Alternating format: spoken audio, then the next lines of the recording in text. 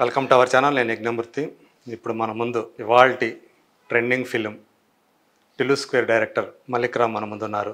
ఈరోజు ఆ సినిమా చెప్పాలంటే 2 తెలుగు రాష్ట్రాల్లోనే కాకుండా మొత్తం దేశవ్యాప్తంగా ఈరోజు టిల్లు స్క్వేర్ గురించి మాట్లాడుకుంటున్నారు. కారణం ఏంటంటే మొత్తం భారతీయ చిత్రసీమలోనే ఇవాళ అత్యధిక కలెక్షన్స్ తీసుకొస్తున్న సినిమా ఏదంటే టిల్లు స్క్వేర్. ఆల్రెడీ దీని ఒరిజినల్ ఫిలిం 2 ఏళ్ల క్రితం వచ్చింది. ఇప్పుడు దానికి డబల్ కాదు ఇంకా ట్రిపుల్ రేంజ్లో కలెక్షన్స్ని అందుకోవడానికి ముందుకు దూసుకువెడుతూ ఉంది. సో ఒక సీక్వెల్ని హ్యాండిల్ చేయటం అనేది చిన్న విషయం కాదు. ఎంతో ఒత్తిడి తన మనసు మీద ఉన్నప్పటికీ కూడా యాక్చువల్గా తను ఒరిజినల్ డైరెక్టర్ కాకపోయినా సీక్వెల్ని తీస్తూ ఒరిజినల్కి మించినటువంటి క్వాలిటీతోటి కానివ్వండి, అలాగే దానికి మించినటువంటి ఎంటర్టైన్మెంట్తో కానీ మనం ముందుకు తీసుకురావాలి. ఆ బాధ్యతను సక్రమంగా సమర్థవంతంగా నిర్వర్తించాడనే పేరు తెచ్చుకున్నటువంటి మల్లిక్ రామ్. హాయ్ మల్లిక్ రామ్ గారు, నమస్తే. చాలా సంతోషం, కంగ్రాచులేషన్స్ ఫస్ట్ మీకు. Thank you. ఒక మంచి అంటే ప్రేక్షకులకి కొన్ని రోజులుగా చాలా ఆకలితో ఉన్నారు ఎంటర్టైన్మెంట్ కోసం, మంచి ఎంటర్టైన్మెంట్ కోసం అని. అంటే ఇక్కడ నేను మంచి ఎంటర్టైన్మెంట్ అంటే అది వేరే ఇది కాదు. అంటే ఏదైతే మనం కనుక సినిమా థియేటర్ల గురించి మనం పూర్తిగా మర్చిపోయి వేరే లోకంలో ఉండి, సో మనమే అందులోని ప్రొటాగనిస్ట్తో పాటు మనం కూడా ప్రయాణం చేస్తూ మనం సహానుభూతి చెందుతూ ఆ పాత్రతోటి ఆ పాత్ర మనమే అనుకుంటూ సో ఉండే ఏదైతే ఒక పాత్ర మనల్ని అలా మైమార్పింప చేస్తుందో అలాంటి ఒక పాత్రను మీరు తెర మీద చాలా సమర్థవంతంగా కంటిన్యూ చేశారు అది. సో అందుకు ఫస్ట్ ఆఫ్ ఆల్ మీకు కంగ్రాచులేషన్స్. సో ఎలా ఫీల్ అవుతున్నారు, మీకు ఫీడ్బ్యాక్ ఎలా వచ్చింది? ఎందుకంటే నేను ముందే మీకు తెలుసు ఆల్రెడీ దాని మీద ఉండే ఒత్తిడి సీక్వెల్ మీద. పైగా ఏంటంటే మీది కాదు ఇది, సో ఒరిజినల్ డైరెక్టర్ యాక్చువల్ వేరే విమల్. సో ఎలా అనిపిస్తుంది మీకు సినిమా రిలీజ్ తర్వాత వచ్చినటువంటి ఈ ఫీడ్బ్యాక్ తోటి, అన్ని చోట్ల నుంచి వస్తున్నటువంటి ఈ అప్లాస్ తోటి? వెరీ వెరీ హ్యాపీ అండి, extremely happy with the result. 2 ఏళ్ళు పెట్టిన శ్రమ అంతా it's paid off like this. అందరూ పెడతారండి, it's not like any other ఫిల్మ్కి ఎఫర్ట్ ఉండదు అని కాదు. కానీ సమ్హౌ దీని మీద మేము పెట్టిన effort was something very different అండి. ఎన్ని గంటలు మేము స్క్రిప్ట్ మీద కూర్చున్నాం అన్నది వీ హ్యావ్ ఎన్ ఐడియా. ఒక నార్మల్ ఫిల్మ్కి ఎంత పనిచేస్తే దానికి 10 times ఎక్కువ పనిచేసామండి ఈ మూవీకి. నేను నా ఫిలిమ్స్తో కంపేర్ చేసుకున్నా కూడా, సిద్ధు ప్రీవియస్ ఫిలిమ్స్తో తను కంపేర్ చేసుకున్నా కూడా, this is the more heart వెంట ఇన్ టు ద ఈ కథకి రాయటానికి కానీ, స్క్రీన్ ప్లే రాయటానికి కానీ, డైలాగ్స్ రాయటానికి కానీ, షూట్ చేయడానికి కానీ, అన్ని విధాలుగాను lot of energy went into it and lot లాట్ ఆఫ్ చాలా బ్లడ్ అండ్ స్వెట్ వెళ్ళిందండి ఈ సినిమాలోకి. అండ్ ఇంత పెద్ద విజయం చేసినందుకు I'm so indebted to the Telugu audience and extremely happy అండి వచ్చిన రిజల్ట్కి. నేను మీ ప్రీవియస్ ఫిలిమ్స్ అద్భుతం చూశాను, నరుడా డోనరుడా చూశాను.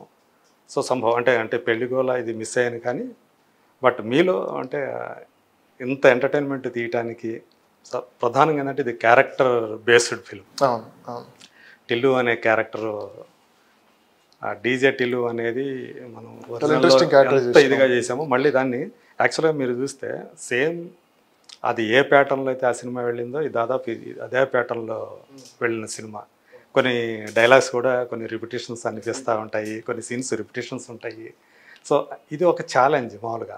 కానీ ఇది మీకు అనిపించలేదా, ఇది మనం ఏదైనా ఏమాత్రం కొంచెం సేమ్ అదే సినిమా తీశాడు, కాదే హీరోయిన్ మారింది, మిగతా క్యారెక్టర్ అంతా కూడా అలాగే ఉంది అనే థాట్ ఎప్పుడన్నా అనిపించేదా మీకు? అట్లా లేదండి, ఎందుకంటే కథ కంప్లీట్గా వేరు కాబట్టి మీకు ఎన్ని రిఫరెన్సెస్ ఉన్నా, పార్ట్ 1కి ఎంత రిఫరెన్సెస్ ఉన్నా కూడా మీకు కథ చూసుకుంటే అసలు వేరే కదండి ఎంటైర్లీ. అంటే అమ్మాయి ఎక్కడి నుంచి వచ్చింది, బీయింగ్ రా ఏజెంట్ అన్నది వేరు, అండ్ మిషన్ అని ఒకటి ఉంది, టిల్లు ఏజెంట్ అవుతున్నాడు, వాడు ఒక డాన్ ఉన్నాడు, ఆయన్ని చంపాలి, ఎలా చంపాలి, లడ్డు పెట్టి చంపాలి, ఇవన్నీ కొత్త ఐడియాలు అండి ఇవన్నీ.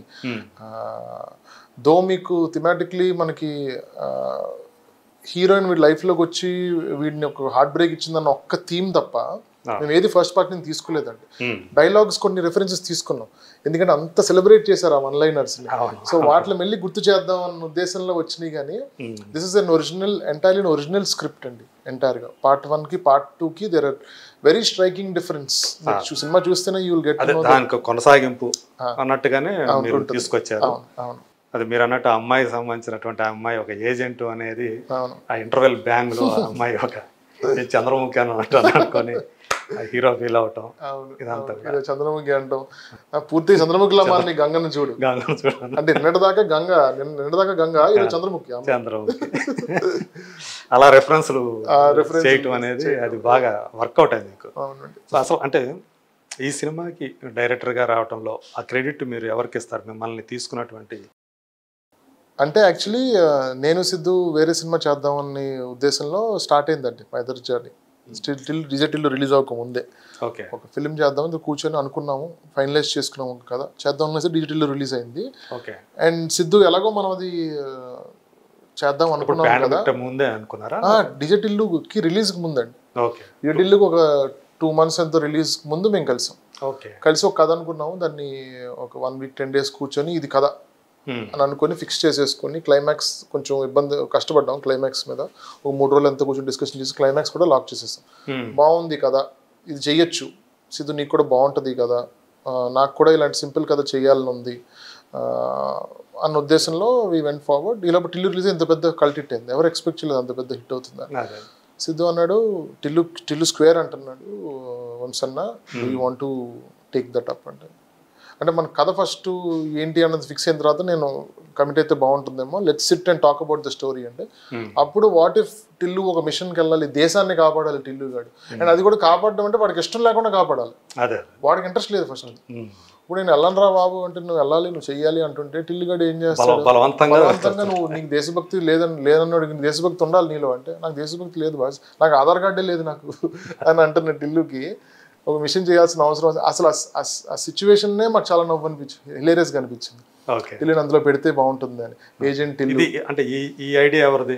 ఈ ఐడియా మేము ఇద్దరం ఫోన్లో అనుకున్నామండి, నేను సిద్ధు. వి థాట్ ఒకవేళ ఏజెంట్ అయితే ఏంటి అన్న, టిల్లు ఒక ఏజెంట్ అయితే ఏంటి, ఒక మిషన్కి వెళ్ళాల్సిన తెలుగులో ఆల్రెడీ ఏజెంట్ సినిమాలు కొన్ని రావటం, అంటే మనకి జనాలకు ఆల్రెడీ ఎక్స్పోజర్ ఉంది, అది కొత్త వరల్డ్ కూడా కాదు. అంటే శేషాదేవి గారు చేయటం కానీ, ఏజెంట్ అన్న ప్రపంచం, నవీన్ పోల్ శెట్టి ఏదండి ఏజెంట్, అది డిటెక్టివ్ అతను, ఇది స్పై యూనివర్స్ కదా ఇది. సో ఆ ఐడియా ఉంది వాళ్ళకి, అంటే ఒక ఏజెంట్ అంటే ఏంటి, ఒక రా ఏజెంట్ ఏంటి, ఇవన్నీ ఐడియాలు ఉన్నాయి వాళ్ళకి. ఒక అండర్ కవర్ మిషన్స్ చేస్తారు, ఇలాంటివన్నీ తెలుసు. సో ఇవన్నీ తెలుసు కాబట్టి ఇది చేయొచ్చు మనం, right, this is the right time to do. ఇది చాలా పాపులర్ అండి జానరా. యాక్చువల్గా నేను చేసిన జానరా హాలీవుడ్లో చాలా పాపులర్ జానరా. ఇది ఒక చాలా సీరియస్ జానరాని కామెడీగా చూపించడం అనేది చాలా పాపులర్ జానరా. చాలా చాలా పెద్ద కామెడిక్ స్టార్స్ చేశారు హాలీవుడ్లో. అది ఇక్కడ చేద్దాం. ఫస్ట్ పార్ట్ కూడా కొత్తగానే ఉంటుంది, crime. We just know that అంటే అలాంటి సినిమాలు ఉన్నాయి. We know films like that. Kevin Hart చేశాడు, ఆడమ్ శాండ్లర్ చేశాడు, lot of actors have done that in Hollywood. So దాన్ని మనం ఇక్కడ చేయొచ్చు కదా, ఇప్పుడు చేయని జానరా కదా అని చెప్పి ఇక్కడ చేద్దాం అనుకున్నాం. ఫస్ట్ పార్ట్ కూడా మీరు చూస్తే అది ఇట్స్ డిఫరెంట్ జానరా. ఎప్పుడు మన తెలుగు దాంట్లో లేదు. ఆ కొత్తదనమే వర్కౌట్ అవుతుందండి ఆడియన్స్తో. ఎప్పుడు మనం రిస్క్ చేసి ఒక కొత్త టైప్ ఆఫ్ స్టోరీ టెల్లింగ్ చెప్దాం అనుకున్నప్పుడల్లా ప్రతిసారి కరెక్ట్గా చెప్తే, మనం ఐడియాని కరెక్ట్గా తీయగలిగి ఆడియన్స్కి చూపిస్తే వాళ్ళు యాక్సెప్ట్ చేస్తారండి. ఆ ధైర్యంతోనే వి చోజ్ దిస్ జానర్ అండి. అంటే మీరు అప్పుడు అనుకోలేదా, కొంచెం ఫీల్ అవ్వలేదా? ఎందుకంటే మీరు ఆల్రెడీ ఒక స్క్రిప్ట్ రెడీ చేసి పెట్టుకున్నారు, దాని పక్కన అంటే ఇంత సక్సెస్ వచ్చిన తర్వాత అసలు అంటే ఇప్పుడు ఆ ఎక్సైట్మెంట్ లో మేము చాలా రోజులు అది ట్రావెల్ అయ్యామండి. టిల్లు స్క్వేర్ అప్పుడు పేరు పెట్టలేదు, ఏజెంట్ టిల్లు అని అనుకున్నాం అప్పుడు. ఏజెంట్ టిల్లు అని అనుకుని టైంలో అసలు ప్రతిరోజు నవ్వుకుంటూ రాస్తున్నప్పుడు ఆ కథ గురించి మళ్ళీ ప్రస్తావన రాలేదు ఇంకెప్పుడు. అంటే వచ్చి ఉంటుంది ఆ కథ ఏం చేద్దాం అని అనుకున్నాం, కానీ చూద్దాం లేదు, ఫస్ట్ అయిపోయి అన్న దాంట్లోనే ఉన్నాం ఇప్పుడు.